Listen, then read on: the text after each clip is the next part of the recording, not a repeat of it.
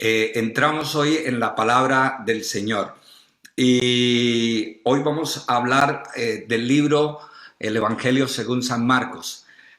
Como todos sabemos, hay 4 evangelios, ¿cierto? Cada evangelio tiene en particular un énfasis y un público. Lo interesante de Marcos, que me encanta, es, bueno, cada evangelio tiene su encanto, pero el caso de Marcos es que es un evangelio dinámico. No sé si porque era el más joven de todos los escritores de los 4 evangelios, pero es un evangelio que es de acción. Las cosas van muy rápidas, las acciones son continuas, de modo que el que comienza a leer el libro de Marcos quiere comenzar a leerlo y cuando comienza a hacerlo quiere terminarlo, en el sentido de que se van entrelazando la acción.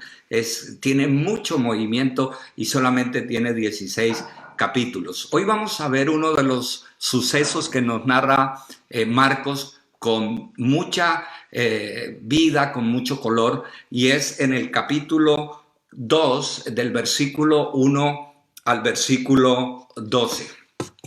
San Marcos capítulo 2, del versículo 1 al versículo 12. Dice la escritura: entró Jesús otra vez en Capernaum después de algunos días y se oyó que estaba en casa. E inmediatamente se juntaron muchos de manera que ya no cabían ni aún a la puerta y les predicaba la palabra. Entonces vinieron a él unos trayendo un paralítico que era cargado por 4. Y como no podían acercarse a él a causa de la multitud, descubrieron el techo de donde estaba y haciendo una abertura bajaron el lecho en que yacía el paralítico. Al ver Jesús la fe de ellos, dijo al paralítico: hijo, tus pecados te son perdonados.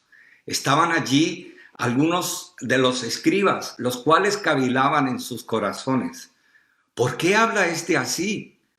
Blasfemia dice. ¿Quién puede perdonar pecados sino solamente Dios? Y conociendo luego Jesús en su espíritu qué pensaban, de esta manera dentro de sí mismos les dijo: ¿por qué pensáis así en vuestros corazones? ¿Qué es más fácil decir al paralítico: tus pecados te son perdonados? O decirle: levántate, toma tu lecho y anda. Pues para que sepáis que el Hijo del Hombre tiene potestad en la tierra para perdonar pecados. Y dijo al paralítico: a ti te digo, levántate, toma tu lecho y vete a tu casa. Entonces él se levantó enseguida, tomando su lecho salió delante de todos, de manera que se asombraron y glorificaban a Dios, diciendo: nunca, nunca hemos visto tal cosa. ¡Wow! ¡Qué extraordinario milagro con esa cantidad de detalles importantes para poder nosotros llegar al día de hoy y tener una profunda y maravillosa enseñanza de nuestro Señor Jesucristo! Hay un escenario que es Capernaum. Era una ciudad en el norte de Israel. Como todos sabemos, Israel en los tiempos de Jesús estaba compuesto por 3 regiones. La región norte, que era Galilea, la región centro, que era Samaria, y la región sur, que era Judea. En la parte principal del sur estaba la ciudad de Jerusalén, era su capital. También Samaria tenía su propio capital, pero en la parte norte la ciudad que era más relevante era la ciudad de Capernaum. Era una ciudad de consolación, era una ciudad, dicen que era un pueblo en su etimología de su nombre, quiere decir la ciudad de Nahum, la ciudad tierna de Nahum.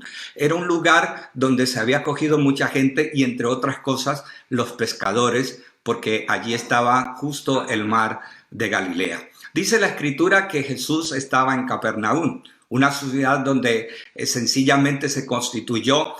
Los escritores hablan entre 18 y 22 meses Jesús pasó en la parte norte de Israel, en la parte de Galilea, y gran parte de esos 18 a 22 meses los pasó en la ciudad de Capernaum. Allí ejecutó grandes milagros, tuvo grandes conversaciones, reclutó a varios discípulos, en fin, fue un centro de operaciones de la persona de nuestro Señor Jesucristo. En uno de esos sucesos dice la Escritura que Jesús llega a la casa. Bueno, parece que no era su casa, parece que era la casa de Pedro y de su familia. Y allí llega a la casa de Pedro y todo el mundo viene a buscarlo. Es un escenario, Capernaum como ciudad, está el paralítico de este relato, están los amigos, está la multitud y están los religiosos. Yo he invitado a 4 extraordinarios compañeros de ministerio para que cada uno nos dé visión, un ánimo y una expresión acerca de estos actores de este suceso en la vida de nuestro Señor Jesucristo. Y para eso voy a pedir al pastor Efraín que nos hable acerca del paralítico. Siga, Efraín, por favor.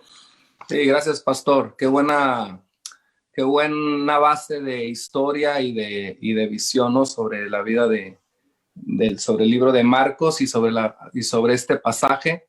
Y me encanta Marcos porque, como dices tú, es un libro más de acción, por eso a lo mejor es más resumido que los demás libros, ¿no? Y justo esta historia se trata de acción, de movilización, porque aunque este paralítico pues estaba incapacitado de sus piernas, ¿no? La historia no dice si nació así, si se cayó, si tuvo un accidente, si alguien le causó esto.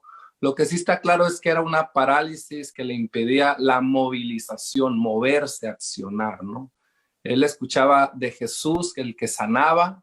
De hecho, él va buscando con ayuda de sus amigos la sanidad y se lleva doble bendición, porque luego lo vamos a ver, no solo fue sano, sino que también fue salvo, ¿no? Perdonado de sus pecados. Pero hoy yo me quiero centrar en la palabra parálisis.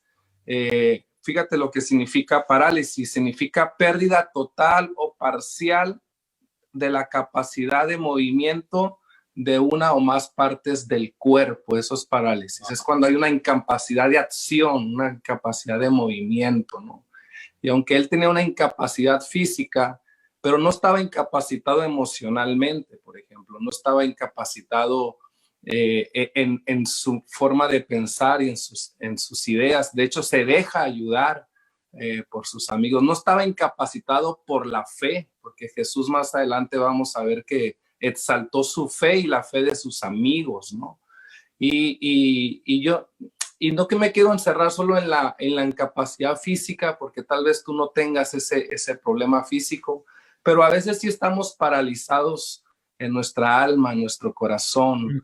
Nos paraliza a veces el pecado, pero no solo nos paraliza el pecado, porque a veces yo veo gente que Dios le ha perdonado sus pecados, pero sigue todavía con prejuicios, con pensamientos equivocados, con complejos que no lo dejan avanzar, no lo dejan hacer, ¿no? Y yo me he dado cuenta que aunque nosotros estamos en esta pandemia, muchos encerrados, de hecho hoy me levanté con esta frase, encerrado, pero no paralizado, ¿sí? Ajá. Entonces estamos encerrados, iglesia, pero no estamos paralizados. Entonces cuando estamos conectados a Dios, a Jesús, seguimos estando activos. Este paralítico estaba paralizado físicamente, pero no tenía paralizada su fe. Se dejó ayudar por sus amigos, rompió las reglas de ese tiempo, llegó a Jesús, ¿verdad? Él no estaba paralizado de alma, no estaba paralizado del corazón ni de su espíritu.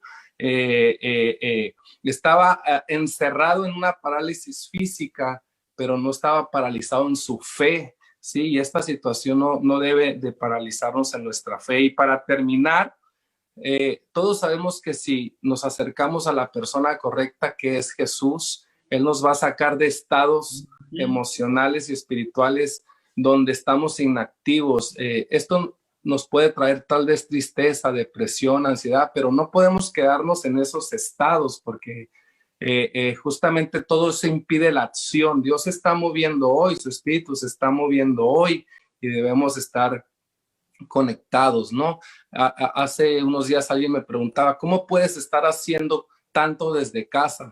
Pues le dije, porque estoy encerrado, pero no estoy paralizado. Muy O bien. sea, puedo Wow. buscar a Dios en casa, puedo leer en casa, tiempos de familia en casa, pero también puedo servir a Dios desde casa, a través de redes, a través de llamadas, de muchas otras cosas, porque estás encerrado, pero no estás paralizado. Wow, qué profundo, qué profundo. Estaba pensando en los valores culturales de esos días, ¿no? En los tiempos de Jesús habían tres cosas que era muy complicado entender en la sociedad. Era estar enfermo, ser viuda y ser huérfano y ser extranjero. Eran cuatro cosas que culturalmente hacía que una persona quedara totalmente relegada. Mm.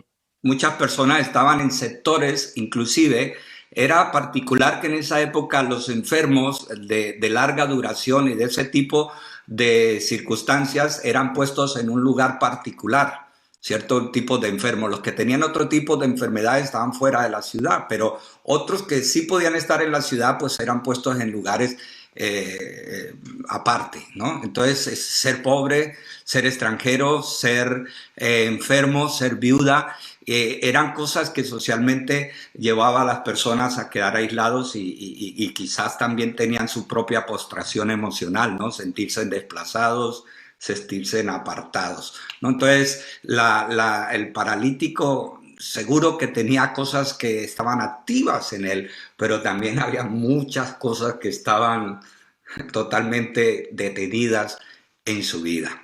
Ahora, es interesante que la historia continúa y se mueve, o comienzan a ocurrir cosas a través de cuatro amigos. Y yo he invitado hoy a nuestra pastora Margarita con su salero, con su gran salero y su alegría, que nos comparta acerca de los amigos del paralítico. Sí, bueno, esta historia es maravillosa, de verdad que uno la ha leído 1000 veces, pero cada vez que uno la vuelve a leer, Dios te habla de otras cosas. Nos cuenta la hazaña de 5 amigos, porque bueno, eran los 4 que lo llevaban y el paralítico, ¿no?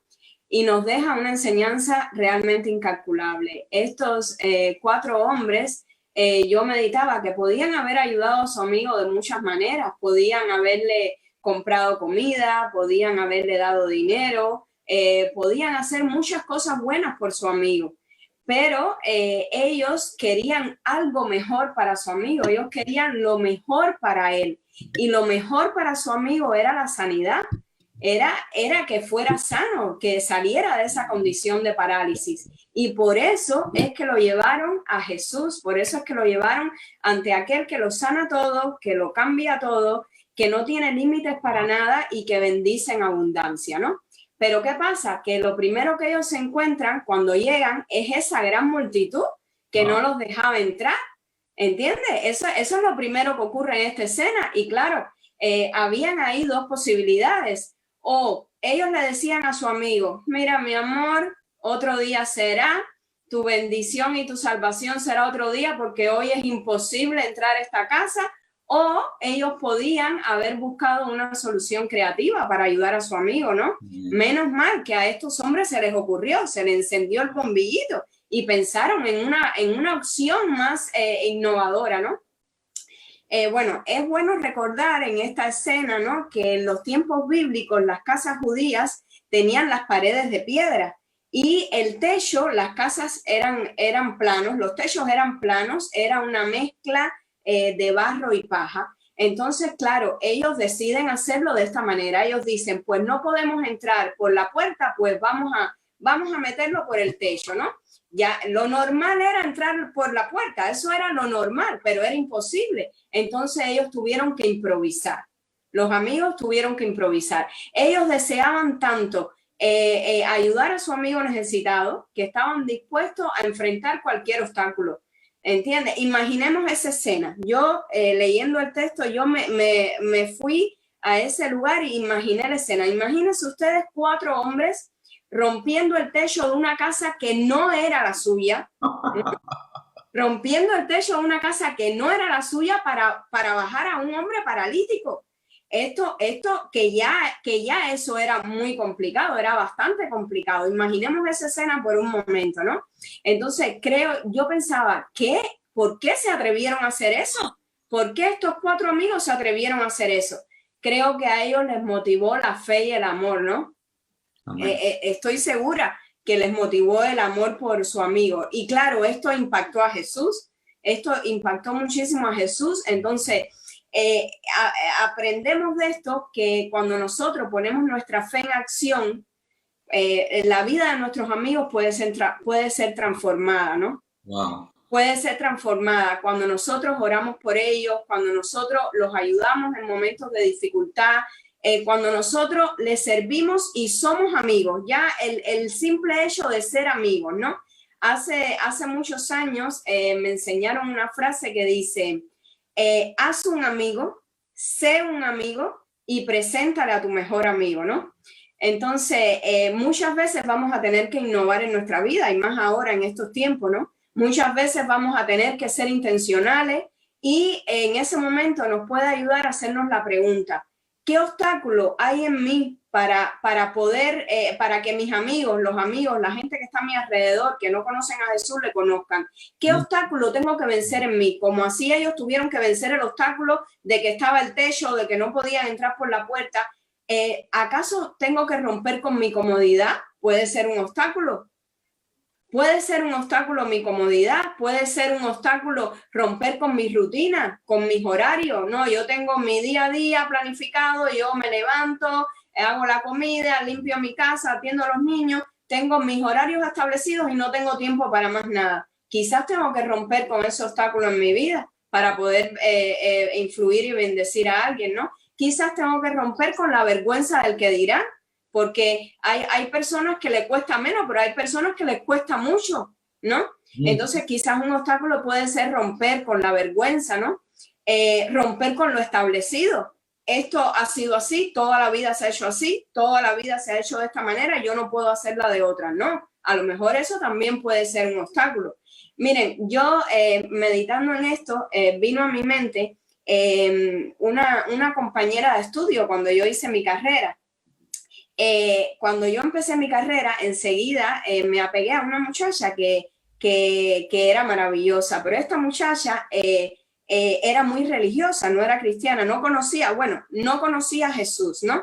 No había tenido una experiencia con Jesús. Ella era religiosa, practicaba la religión, mas no conocía a Jesús. Entonces, evidentemente, yo tenía claro que con esta muchacha yo no iba a poder predicarle con la Biblia, ni podía dispararle con la palabra de Dios. No podía, porque evidentemente la iba a alejar. Y esa muchacha hizo tanto feeling conmigo, ¿no? Nos unimos tanto como compañeras de aula que yo quería ganarla para el Señor.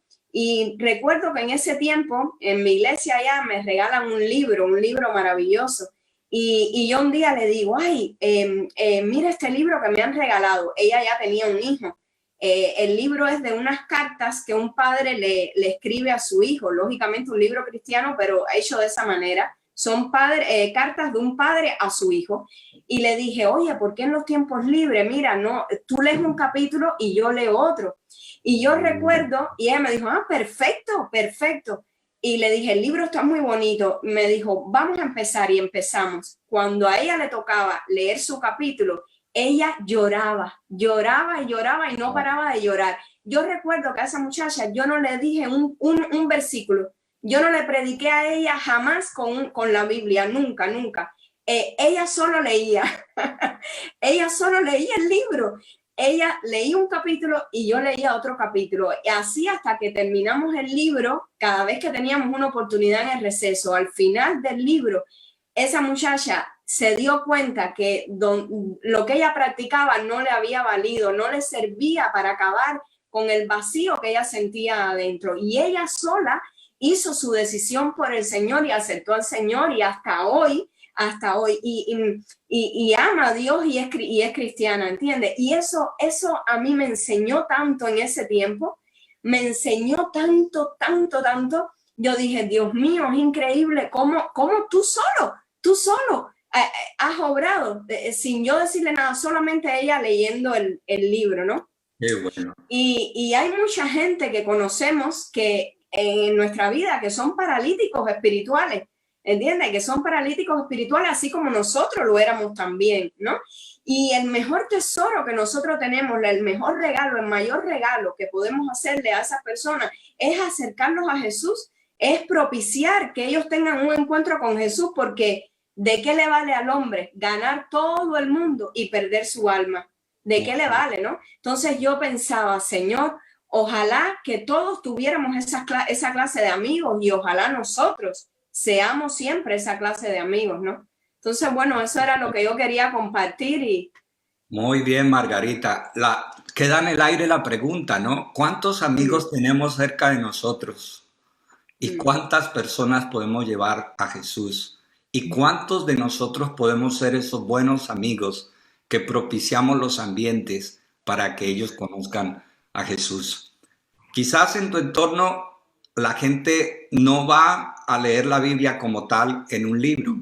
Quizás la gente va a leer la Biblia en tu vida, cómo te ve a ti, la clase de amigo que eres y la clase de persona que tú eres.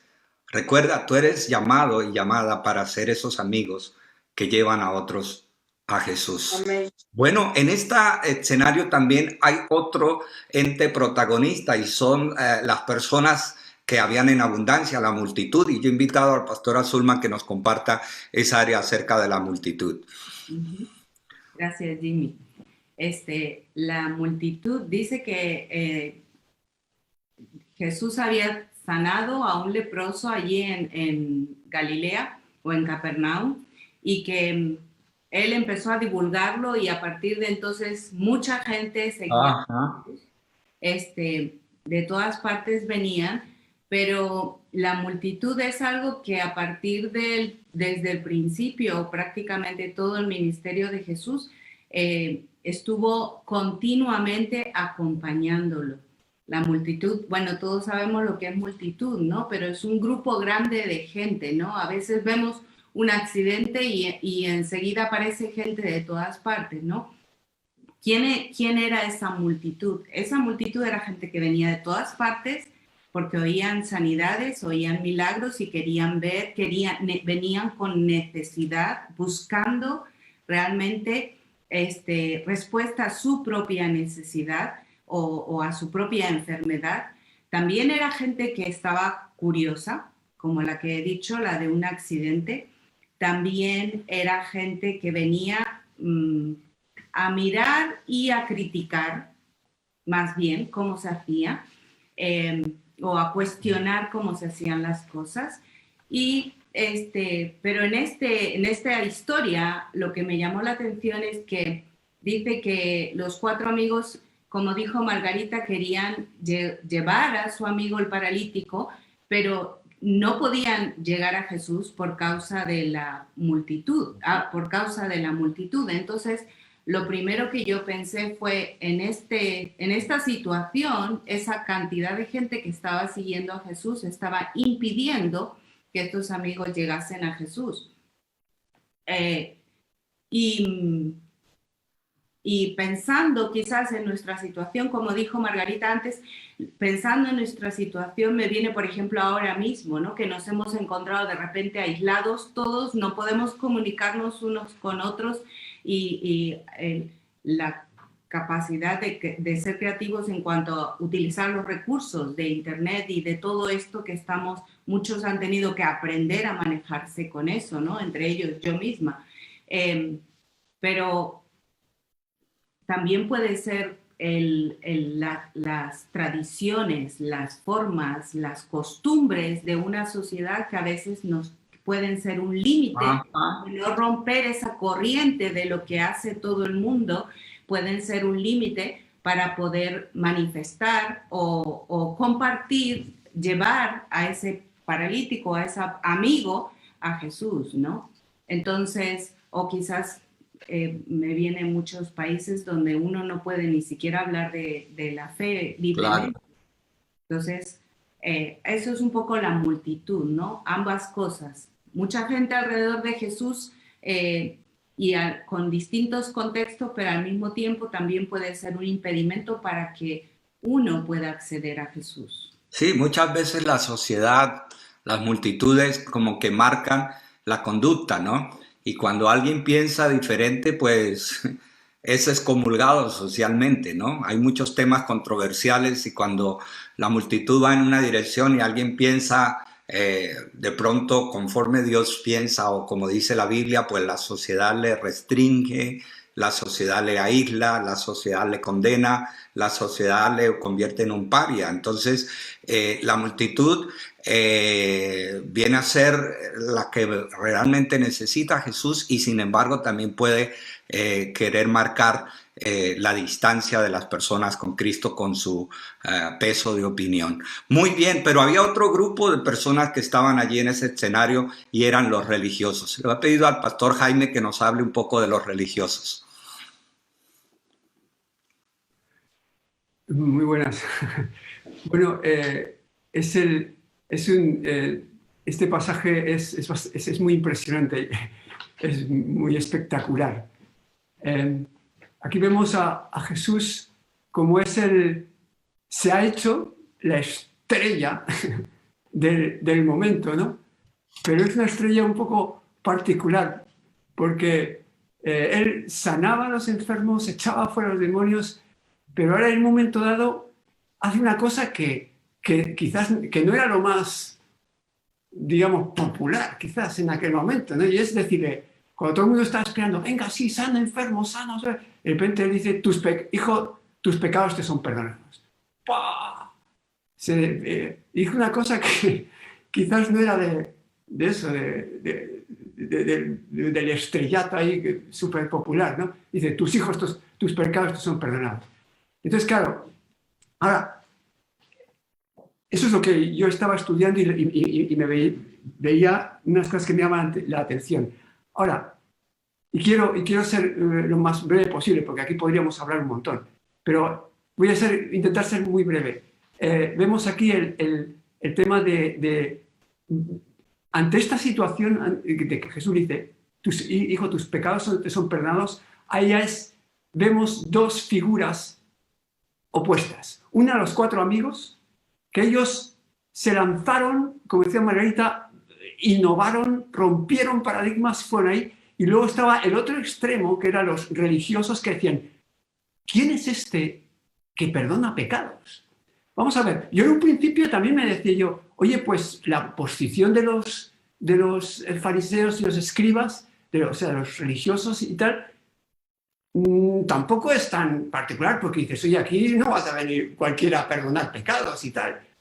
Pero claro, ahí vemos lo que el texto nos quiere indicar es que Jesús dijo, cuando vio a aquel paralítico que lo ponían delante, él dice aquí, al ver Jesús la fe de ellos, fue cuando le dijo, tus pecados te son perdonados. Al ver la fe. Yo aquí me venía una cuestión de que es cuando hay fe en movimiento, el Señor revela más. Y el Señor estaba en el proceso de revelarse. En aquel contexto, en Galilea, en aquel tiempo, era el tiempo de la visitación de Dios. Y el Señor se viene y se revela, ¿no?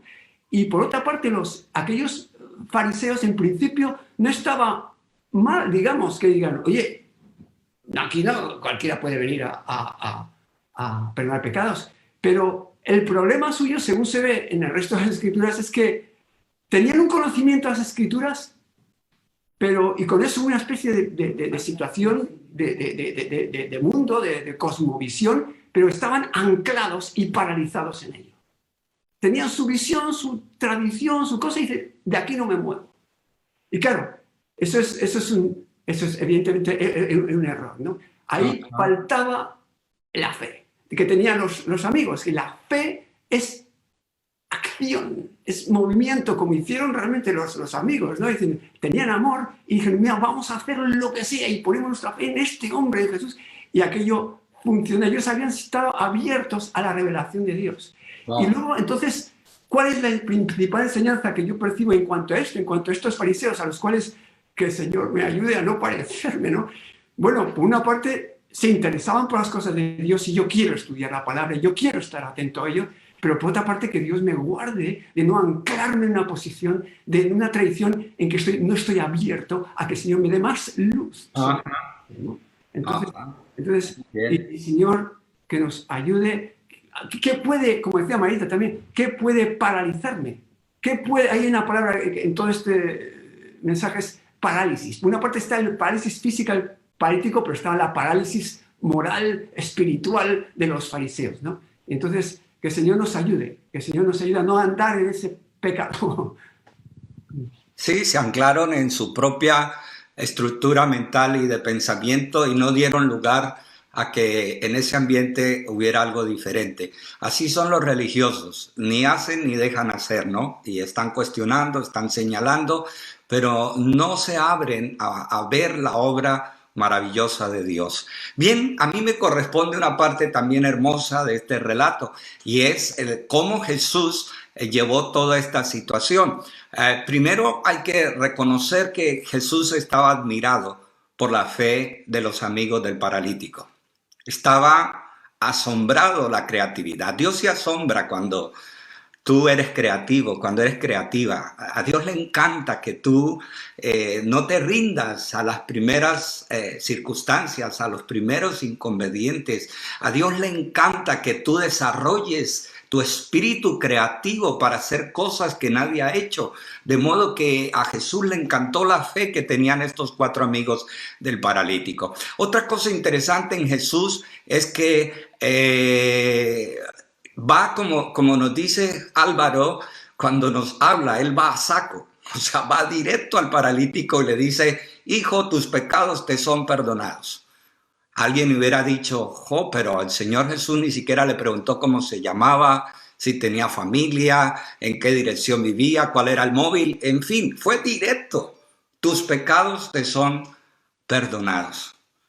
Aquí me rompió mi estructura mental, porque realmente lo que Jesús veía no era un hombre paralítico, sino que veía un hombre pecador. Veía un hombre que estaba enfermo, sí, pero que había una enfermedad mayor que la parálisis de su cuerpo. Era el problema de sus pecados. Y creo que hay que ver el contexto desde la perspectiva de Dios. Dios ve algo más que está pasando en nuestras vidas y que no es la enfermedad, que no es la escasez económica, que no son los conflictos o algunas necesidades que tenemos. Dios ve en la raza humana algo mucho más peligroso y más fuerte que esas cosas.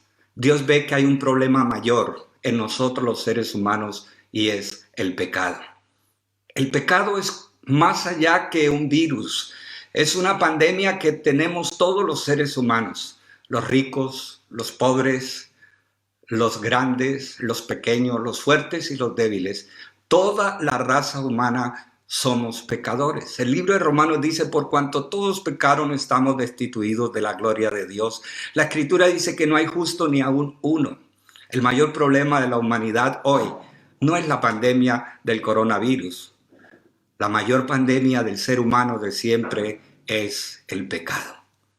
Es una enfermedad que nos tiene a todos contaminados. El pecado ha manchado nuestra existencia y como alguien dijo, y lo dijo de la siguiente manera, el pecado es el cruel asesino de todo lo hermoso que hay en la vida.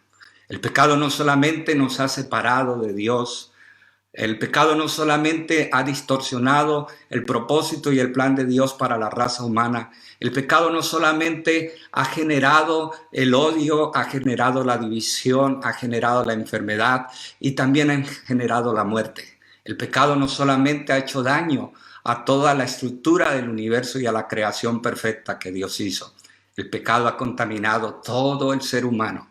Por eso el mayor problema del ser humano quizás no es la igualdad económica o la salud física.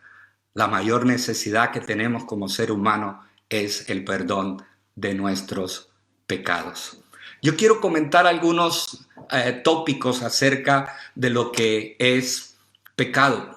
Porque por cierto es una palabra que nadie quiere oír, que nadie quiere escuchar. Es más, en el siglo XXI hablar esos términos y pasados de tiempo se ven como inútiles o términos que fueron para un tiempo, pero que no son para el día de hoy. Os quiero decir que el pecado sigue siendo un término vigente y a veces un término que molesta. El pecado tiene muchas definiciones. Yo quiero hablar que el pecado es lo opuesto al bien y el pecado es lo opuesto a Dios. Por eso el pecado es mal, porque se opone a todo lo bueno. El pecado es opuesto al amor. Pecamos cuando no amamos y el pecado es opuesto al amor. El pecado es lo opuesto también al ser humano, porque atenta contra el ser humano, contra la convivencia del ser humano. El pecado es egoísta, el pecado es errar, es equivocarnos, el pecado es tomar nuestro propio camino. Dice el libro de Isaías 53, cada uno se apartó por su camino. El pecado es construir nuestra propia verdad lejos de Dios, asumiendo todas las consecuencias tan terribles que significa vivir en nuestros propios pensamientos y en nuestros propios caminos. El pecado es social. ¿Por qué? Porque afecta a toda la raza humana. Todos estamos tan contaminados por el pecado que se manifiesta de tantas formas y maneras diferentes. El pecado crea división entre nosotros y Dios y entre nosotros y otros seres humanos. Rompe toda armonía y destruye toda paz en todos los contextos. Por eso el pecado es la mayor tragedia que tiene el ser humano. Igual que este paralítico, que todos pensaron que su peor problema era su enfermedad. Resulta que ahora Jesús dice, tu peor problema es tu pecado. Y es así como Jesús, nuestro Señor Jesucristo, llega y trata lo que más se necesita en la vida de este hombre. Y le dice, primero que todo, tus pecados te son perdonados. Tus pecados te son perdonados. Y luego viene la murmuración de los religiosos y Jesús concluye diciendo, toma tu lecho y vete a tu casa. Este hombre paralítico que no tenía una vida quizás social, que había sido rechazado socialmente, que había perdido no solamente la movilidad física, sino la movilidad social, las relaciones, quizás la familia. Este hombre que estaba recluido en un sitio particular de enfermo en la ciudad, que era quizás evitado por otros. Ahora este hombre no solamente recibe el perdón de sus pecados, que era su peor problema, sino que ahora él puede caminar, tomar su lecho e irse a su casa. Querido amigo, querido hermano que nos está atendiendo en esta transmisión, tu peor problema, mi peor problema es el pecado. Para el creyente es una tarea continua el crecer en la santidad. Por eso dice la Escritura en 1 de Juan 1:9, si confesamos nuestros pecados, Dios es fiel y justo para perdonar nuestros pecados y limpiarnos de toda maldad. El creyente tiene que saber que continuamente vamos a pedir perdón a Dios y pedir que su sangre preciosa nos limpie de todo pecado. Este proceso para el creyente se llama santificación, pero para aquel que no conoce a Jesucristo es necesario también clamar y pedir por perdón, porque ese es el verdadero problema de tu vida. Ese es el verdadero problema de tu ser. Ese es el verdadero problema de tu existencia, el problema del pecado sin solución. Y esa respuesta y esa solución no está en ti mismo, no está en que creas en tú mismo como las filosofías modernas, no está en que sencillamente te olvides de esa realidad patente cada día en tu vida. La solución para el problema del pecado es Jesús. Jesús es quien te perdona, Jesús es quien te ama, Jesús es el que ha dicho, venid a mí todos los que estéis trabajados y cargados, que yo los haré descansar. Jesús no te señala, Jesús te recibe y te recibe como estés, Cómo estés, en las circunstancias que estés. Si eres como una porcelana hecho pedazos, Dios te recibe hecho pedazos. Dios te perdona, Dios te da una nueva vida, Dios te permite una nueva oportunidad y una nueva existencia. Cuando trates seriamente en tu vida el problema del pecado por medio del perdón y el arrepentimiento. Vamos a orar y vamos a pedir al Señor que esa gracia suya venga a cada uno de nosotros y que igualmente que el paralítico podamos salir alegres de esta reunión, entendiendo que nuestros pecados han sido perdonados y que también todos nuestros padecimientos como consecuencia de ellos han sido tratados por la mano poderosa de Dios. Padre, te damos gracias.